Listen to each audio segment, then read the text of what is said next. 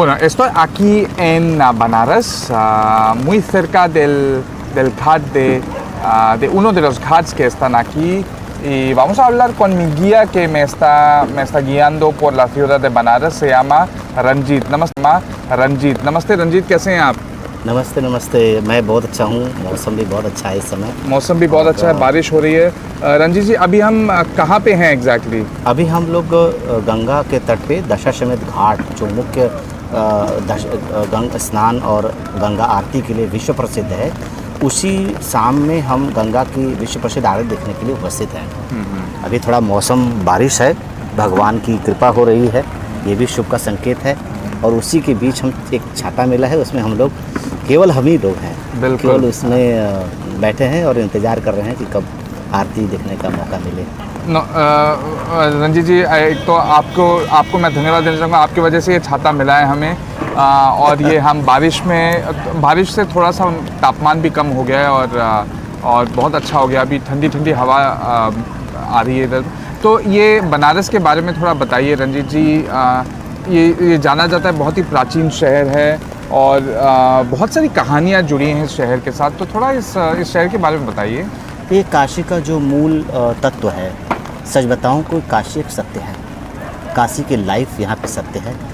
काशी लगभग 84 घाटों का एक जगह है, जहाँ पर अलग अलग तरीके के रिचुअल्स और अलग अलग संप्रदाय के रिचुअल्स होते हैं। यानी कि काशी में अलग अलग घाट हैं, अलग अलग राजाओं के, जो वैष्णव मत के रहे हैं, जो शैव मत के भी रहे हैं, काली की पूजा करते रहे हैं, गणेश की पूजा करने वाले हैं। जो हमारे पंच तत्व माना जाता है, उसमें सूर्य हैं, गणेश हैं, विष्णु हैं, शिव हैं और दुर्गा हैं।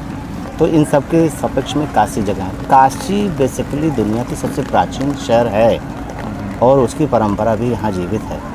काशी में मैं देखा जाए तो काशी एक पूरी एनर्जी की शीट है। और काशी को जिस रूप में आप देखना चाहते हैं, जिस रूप में आप यहाँ खोजना चाहते हैं जो चीज़, वो उसी रूप में ही बेहतरीन मिलता है।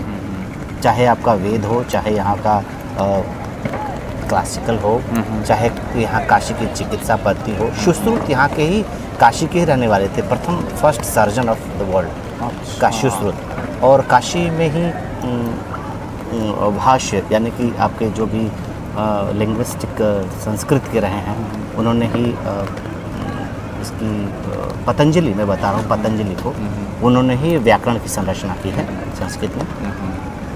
इसलिए इस तरीके से भी साथ में काशी में देखा जाए तो काशी प्राचीन काल से बड़ी वैभवशाली और बहुत ही धार्मिक शहर रही है, इसलिए बहुत इनसे रिच रही है।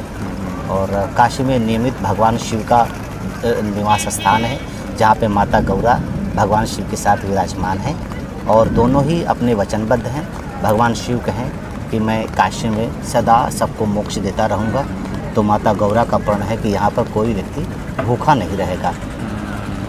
काशी वो जगह है जहाँ रंजीत जी, एक बार सॉरी, मैं आपको इंटरप्ट करना चाहूँगा। जब आप काशी कहते हैं, बनारस ही काशी है या फिर काशी, वाराणसी, बनारस, आनंद कानन, अलग अलग समय पर, क्योंकि ये इतनी प्राचीन शहर है कि प्राचीन काल से ही अलग अलग शताब्दियों में अलग अलग शहर का नाम हुआ। तो हम अगर बनारस कहते हैं, तो ये बनारस जो शब्द है, ये हमारे भगवान बुद्ध भी काशी आए थे। इनका पीरियड था 6वीं शताब्दी ईसा पूर्व। उस समय में यहाँ पर एक पाली भाषा ही यूज़ करते थे। आज हम देवनागरी हिंदी भाषा यूज़ करते हैं, तो कभी हम लोग पाली लैंग्वेज को यूज़ करते, तो उस पाली भाषा में ही हम वाराणसी को हम बनारस कहते हैं, ठीक है। और वरुणा और असी के बीच में एक जो प्राचीन सिविलाइजेशन इस्टेब्लिश्ड हुई और हमेशा से वैभवशाली रही, वो वरुणा असी के बीच में शहर है, वही होते हैं वरुणा और असी वाराणसी। और वरुणा असी का जब हम नाम लेते हैं, तो वरुणा नदी जो है, असी नदी जो है, ये काशी में गंगा के उद्गम से पहले का है। काशी में पहले कुंड हुआ करते थे, मणिकर्णिका कुंड, बकरिया कुंड, सूरज कुंड, ऐसे बहुत सारे तमाम कुंड हैं जो काशी के गंगा के अवतरण के पहले के कुंड हैं। लोलारक कुंड उसमें से विशेष है। जहाँ आज भर भी लगभग हजारों न्यूली मैरिज गर्ल्स जो होती हैं, फैमिली हो, दंपत्ति होते हैं, अपने पुत्र के प्राप्ति की कल्पना के लिए वहाँ पर स्नान करते हैं उस कुंड में। उसका भी सटीक वैज्ञानिक विधि है। तो उसका वर्णन हमारे महाभारत पीरियड में मिलता है। ठीक है, ये 80 घाट पे ही है, शिवाला घाट पे। और इसके साथ साथ यहाँ पे हमारे काशी में तो इसमें और इसके साथ और हम देखते हैं तो काशी एक मोक्ष की नगरी है। मोक्ष के लिए काशी में काशी बेसिकली ऐसा है कि काशी में आकर निवास करने से आदमी के मन के अंदर से जो द्वेष, ईर्ष्या और जीने की चाह, ये सारी चीज़ें से आदमी माया मोह से विरक्त होता है धीरे धीरे, क्योंकि इसकी दिनचर्या ही ऐसी है। भगवान भोलेनाथ एक शब्द ऐसा है, इसका नाम स्मरण करने से आदमी के मन मस्तिष्क हर जगह से उसके नकारात्मक ईर्ष्या भाव सब शुद्ध हो जाता है। तो सोचिए कि जब नाम जपने से, तो काशी का दिन रात ही ऐसा है, जहाँ पे दिन रात भगवान शिव, महादेव, माता गंगा, हम चाहे उस पेशे में हैं नहीं हैं, बट यहाँ आ गए, उनको देख लिए तो मन के अंदर स्मरण होता है, कंठ से स्मरण होता है। तो इसके बहुत सारे पद्धति है जीवन में। हम ओम नमः शिवाय का अगर हम उच्चारण करते हैं तो ओम नमः शिवाय एक बहुत बड़ा ही एक साइंटिफिक एंड मेडिकेटेड साउंड है, जो हमारे बॉडी के अंदर एक पंपिंग करता है। जैसे हम ओम कंठ से में आया, नमः चेस्ट पे आया, शिवाय हमारे नवल बॉडी में चला गया, तो ये हमारे ब्रेन सब चीज़ को एक इंजन की तरह पंपिंग करता है ये साउंड, तो उसका बेनिफिट मिलता है हमको। और काशी में जो आया उसको मिल गया, और जिसको मिल गया वो बस शांत हो गया, तो वो हमेशा जो आया वो यहीं रह गया। इसलिए माता गंगा ऑनलाइन का पैसा काशी रूप से क्या बात चल रहा है।